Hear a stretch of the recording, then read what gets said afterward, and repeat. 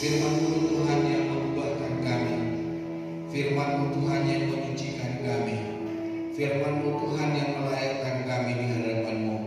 Biarlah hari ini Engkau Tuhan berbicara, Engkau Tuhan menguatkan, menghiburkan kami, Engkau Tuhan membuat kami dapat berubah, Engkau Tuhan membuat kami Tuhan berjalan sesuai dengan rencana dan kehendak-Mu. Dan kehadiran kami Tuhan, kami betul-betul diberkati, kami betul dibaharui oleh Tuhan. Pakai dan berkati hamba-Mu menjadi saluran berkat-Mu. Roh Kudus Tuhan bekerja atas hidup kami. Segala kuasa yang bukan dari Tuhan yang mencuri damai sejahtera kami, mencuri sukacita kami, mencuri berkat kami, kami tolak patahkan di dalam nama Tuhan Yesus. Dan kiranya kasih karunia anugerah-Mu Tuhan menjadi milik bagian kami dari pertengahan ibadah sampai pada akhirnya. Dalam nama Tuhan Yesus kami berdoa dan kami sambut kebenaran firman Tuhan. Yang diberkati Tuhan sama-sama berkata amin. Amin. Silakan dulu Bapak Ibu Saudara, selamat pagi. Shalom. Shalom. Apa kabar Bapak Ibu Saudara? Semua baik-baik ya, semua sehat. Hari ini kita akan langsung membaca Alkitab kita di dalam Roma pasal yang ke-12. Roma pasal 12 ayat pertama sampai ayat yang kedua. Roma 12 ayat 1 dan 2. Jika sudah ketemu, mari kita sama-sama baca bersama di dalam Roma 12 ayat 1 dan 2, 3. Karena itu saudara-saudara, demi kemurahan Allah, aku menasihatkan kamu supaya kamu mempersembahkan tubuhmu sebagai persembahan yang hidup, yang kudus dan yang berkenan kepada Allah. Itu adalah ibadahmu yang sejati. Janganlah kamu menjadi serupa dengan dunia ini, tetapi berubah oleh pembaharuan budi-Mu, sehingga kamu dapat membedakan manakah kehendak Allah, apa yang baik, yang berkenan kepada Allah, dan yang sempurna. Tema kebenaran firman Tuhan untuk pagi hari ini yaitu penyucian dan perubahan karakter. Kekristenan itu bukan hanya sekedar kita datang ke gereja. Kekristenan itu bukan hanya kita beribadah, bukan hanya memberikan persembahan, bukan hanya memuji-puji Tuhan, tetapi Tuhan mau supaya kita memiliki sebuah perubahan. Bukan perubahan secara jasmani, rambut saya ombak-ombak, saya rebonding jadi lurus atau jadi keriting. Kulit saya yang hitam ini, saya datang ke dokter kecantikan, maka kulit saya diganti, disuntiklah vitamin dan kulit saya menjadi putih. Badan saya belum begini, saya datang ke dokter kecantikan, maka setiap lemak saya disedot. Bukan seperti itu saudara, tetapi perubahan hidup yang dimaksud adalah perubahan tingkah laku, perubahan karakter, perubahan sesuatu yang bisa dilihat dan yang berbeda di dalam hidup semua manusia.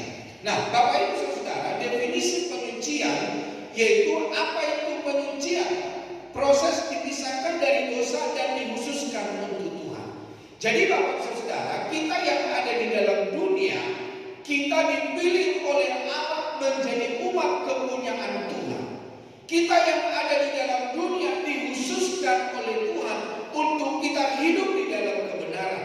Kita yang ada di dalam dunia dikhususkan oleh Tuhan untuk memuji dan menyembah Tuhan. Ya, saya seringkali memberikan contoh seperti mikrofon ini.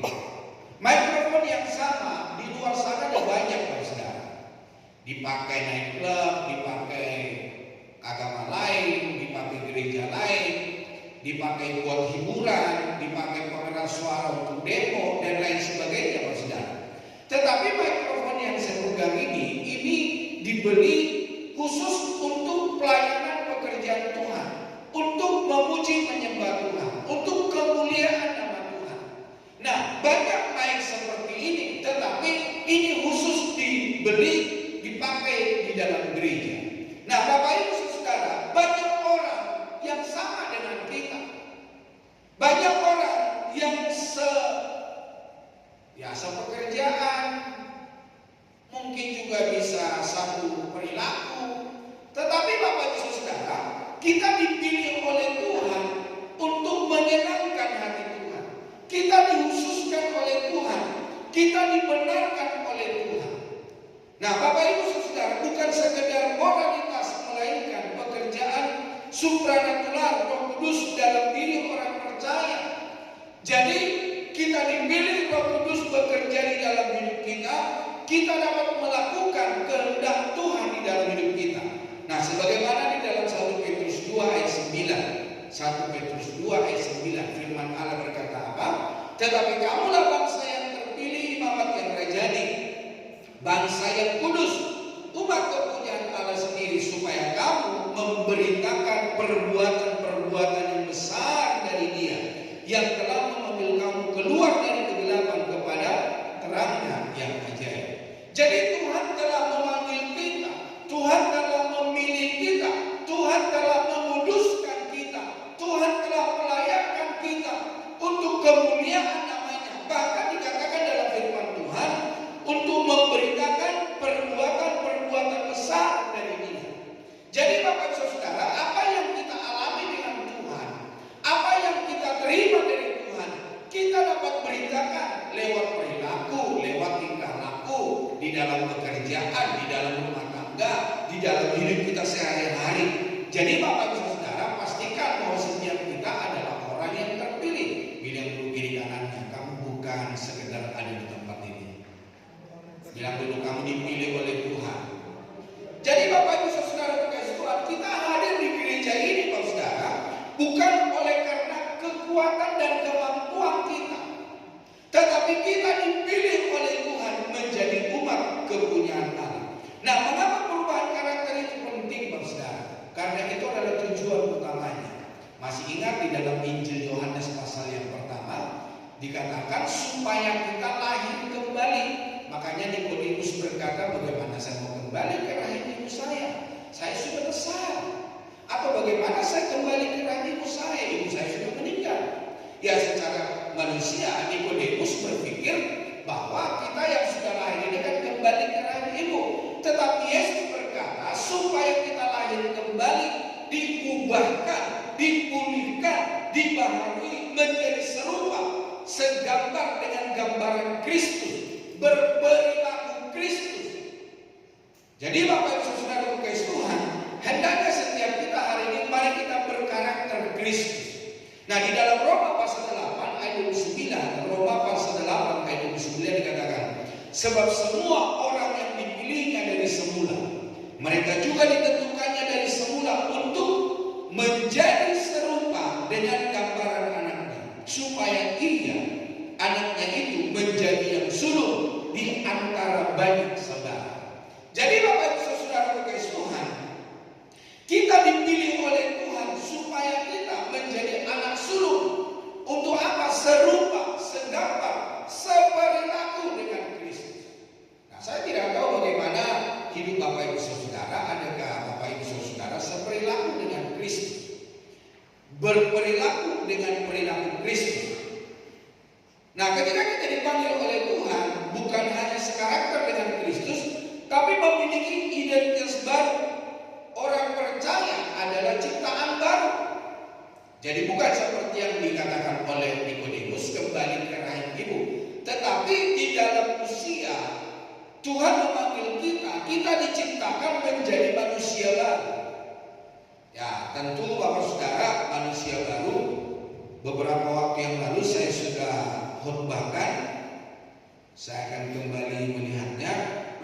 Nah, di dalam firman Tuhan, menjadi manusia baru itu dalam Efesus pasal 4 ayat 23 sampai 32. Boleh kita lihat kembali. Efesus pasal 4 ayat 23 sampai 32. Dikatakan firman Tuhan supaya kamu dibaharui di dalam roh dan pikiran dan mengenakan manusia baru, yang telah diciptakan menurut kehendak Allah di dalam kebenaran dan kekudusan yang sesungguhnya. Karena itu buanglah dusta.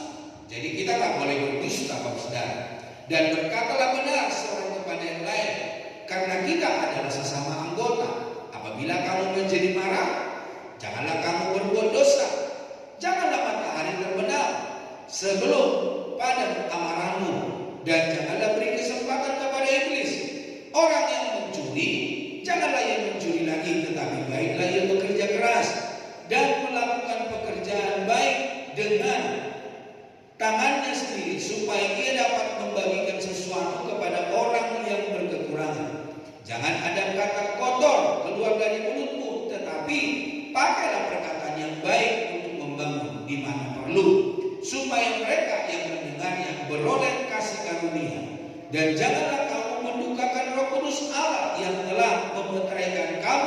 menjelang hari penyelamatan, segala kepahitan, kegeraman, kemarahan, pertikaian dan fitnah hendaklah dibuang dari antara kamu.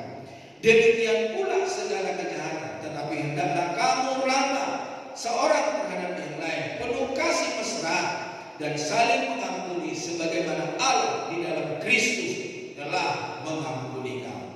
Jadi Bapak Ibu Saudara kekasih Tuhan, mari hari ini supaya kita menjadi ciptaan baru. Di dalam 2 Korintus 5:17 dikatakan, jadi siapa yang ada di dalam Kristus, ia adalah ciptaan baru, yang lama sudah berlalu, sesungguhnya yang baru sudah datang. Nah, Bapak Ibu Saudara kekasih Tuhan, apa yang lama yang masih ada di dalam hidup kita? Apa yang kita kerjakan, apa yang kita lakukan di dalam hidup kita? Pastikan Bapak Saudara kekasih Tuhan, kehadiran kita di gereja, kita telah dibaharui oleh Tuhan.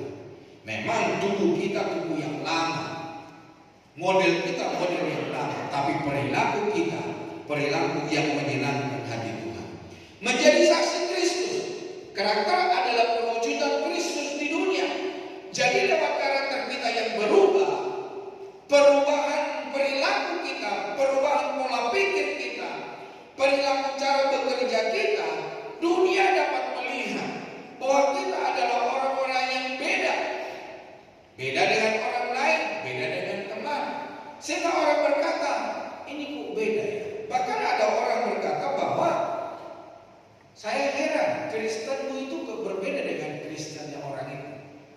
Kamu minta izin supaya kamu ke gereja, tapi temanmu itu tiap hari Minggu gak pernah ke gereja. Jadi Bapak Saudara kekasih Tuhan, mari kita ciptakan sesuatu yang baru, yang orang lain bisa terheran-heran dengan hidup kita. Dan itu kita tidak bisa lakukan dengan kemampuan, dengan kekuatan kita sendiri. Nah, orang yang diubahkan oleh Roh Kudus menjadi ciptaan baru, maka mereka menjadi saksi Kristus lewat perkataan. Ada banyak orang berbicara tentang kebenaran, ada banyak orang berbicara tentang kebenaran firman Tuhan, ada banyak orang berkata-kata, wah kamu harus melakukan ini dan melakukan itu. Tetapi Bapak Saudara, dia menjadi batu sandungan bagi orang lain, Bapak Saudara. Nah, di dalam Kisah Rasul pasal 1 ayat 8 dikatakan begini, tetapi kamu akan menerima kuasa kalau Roh Kudus turun ke atas kamu. Jadi kita tidak bisa untuk melakukan kebenaran sendiri tanpa Roh Kudus, tanpa kuasa Allah bekerja di dalam hidup kita. Dan kamu akan menjadi saksiku di Yerusalem, di seluruh Yudea dan Samaria dan sampai ke ujung bumi. Jadi Bapak Saudara kekasih Tuhan, dimanapun Tuhan menempatkan kita, kalau kuasa Allah bekerja, kalau Roh Kudus bekerja di dalam hidup kita, kita akan menjadi saksi Kristus. Perubahan karakter kita, perubahan perilaku kita, perubahan perbuatan kita yang seturut dan kehendak Tuhan, kita menjadi kesaksian bagi banyak orang. Nah, Bapak Saudara, sarana pertumbuhan karakter. Nah, bagaimana perubahan terjadi? Ya, lewat firman Allah, Saudara. Dengan cara apa? Kita membaca firman Tuhan, kita merenungkan, kita melakukan, dan juga kita belajar Alkitab, studi Alkitab. Masuk di dalam kuliah, masuk di dalam pelajaran Alkitab. Bukan semua orang jadi pendeta, Saudara. Tetapi untuk kita bisa belajar apa isi kebenaran firman Tuhan, apa arti kebenaran firman Tuhan. Masihkah Bapak Ibu Saudara membaca Alkitab? Mari Bapak Ibu Saudara baca Alkitab. Renungkanlah firman itu. Jangan hanya kita melihat, menonton berita-berita di TV, di sosial media, tetapi dalam belajarlah dari Alkitab. Saya sudah diberkati dengan kesaksian penyanyi yang telah meninggal, yang kembar itu, Saudara. Ibunya berkata, bagaimanakah kita ini? Kita sudah melayani Tuhan, kita sudah berkorban, kita sudah melakukan hal yang terbaik bagi Tuhan. Tetapi kenapa kakakku dipanggil oleh Tuhan? Dan kenapa kemudian adiknya dipanggil Tuhan? Dan adiknya itu berkata kepada dia, Ma, lakukan saja firman Tuhan, bacalah. Kalau Mama tidak bisa baca satu pasal, satu ayat saja baca, renungkan dan lakukan di dalam hidup Mama. Jadi Bapak Ibu Saudara, bukan banyaknya kita baca Alkitab, tetapi kita renungkan. Ini yang dapat merubah hidup kita, merubah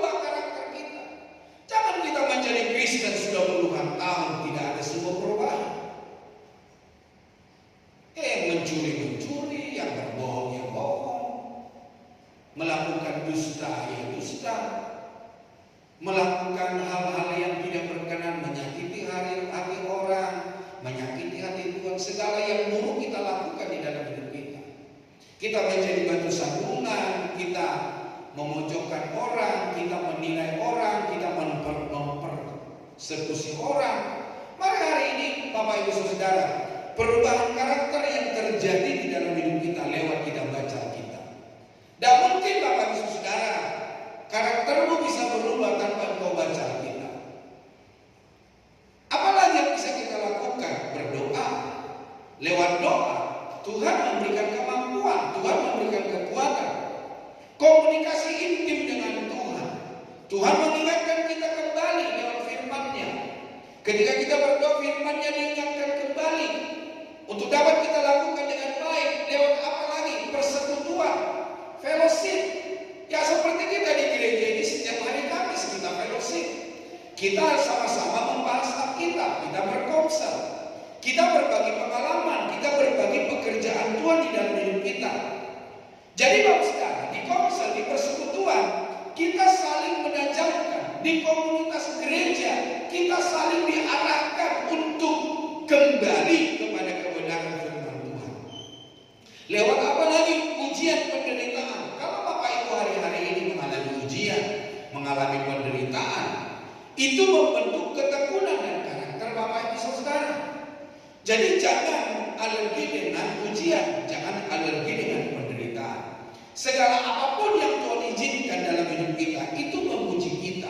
Untuk apa? Untuk kita semakin tajam, untuk kita semakin mengenal Tuhan kita. Di dalam Amsal 27 ayat 17 berkata, besi menajamkan besi, orang menajamkan sesamanya. Seperti suami istri Bapak Saudara. Suami menajamkan istri, istri menajamkan suami. Anak-anak menajamkan orang tua menajamkan anak-anak. Jadi kalau ada pergesekan Bapak Saudara, itu Tuhan izinkan supaya kita semakin tajam, supaya kita mengenal sesama satu dengan yang lain. Jadi jangan alergi dengan apa yang dikerjakan oleh pasangan. Tapi jangan Bapak Ibu Saudara karena mendengar firman Tuhan ini, terus Bapak Ibu bilang, kamu harus terima, aku menajamkan kamu. Itu sengaja Bapak Saudara. Mari hari ini kita dibentuk oleh Tuhan supaya kita tajam di dalam Kristus. Nah, tanda-tanda karakter yang disucikan, lebih mengasihi Tuhan daripada dosa.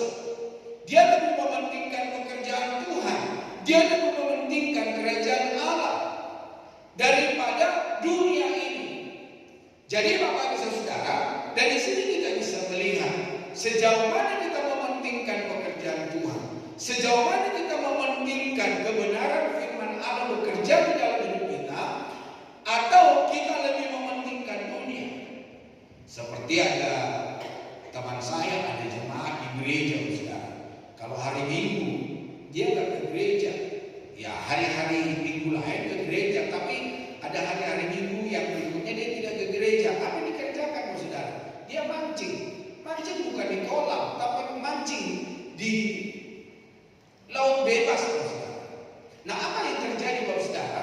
Ternyata kapalnya itu karam, kapalnya itu tenggelam Saudara. Dan yang akhirnya 2 hari dia terkatung-katung di dalam laut, tidak ada yang bisa menolong. Nah Bapak Ibu Saudara, apa yang terjadi? Dia berkata, aduh Pak, saya kapok. Sekarang pancing saya gantung. Saya juga dapat bagian pancing dari dia Saudara. Dan dia bilang, saya sudah tidak mau lagi meninggalkan pelayanan. Mulai hari ini saya akan bertobat dan saya akan melayani Tuhan. Dan kalau saya mancing, saya hari-hari yang tidak mengganggu pelayanan saya. Nah mungkin Bapak Ibu Saudara, ada yang mengikat Bapak Saudara bukan memancing, tapi ada yang mengikat kita berolahraga, ada yang mengikat kita bersepeda, ada yang mengikat kita bermain bola, ada yang mengikat kita bermain voli. Yang akhirnya kita tinggalkan pekerjaan Tuhan, kita tinggalkan ibadah kita kepada Tuhan.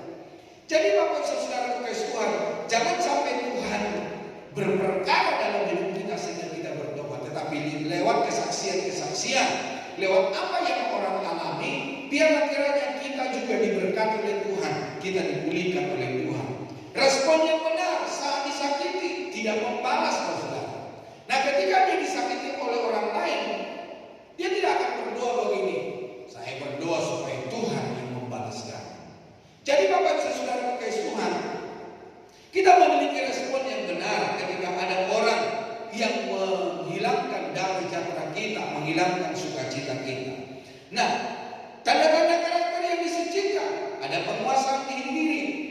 hidup dalam ketaatan dan kebenaran. Dia tidak akan berubah, dia tidak akan beralih dari kebenaran yang diterima, tetapi dia tetap hidup di dalam kebenaran. Dia tetap berjalan di dalam kebenaran. Dia berkata iya kepada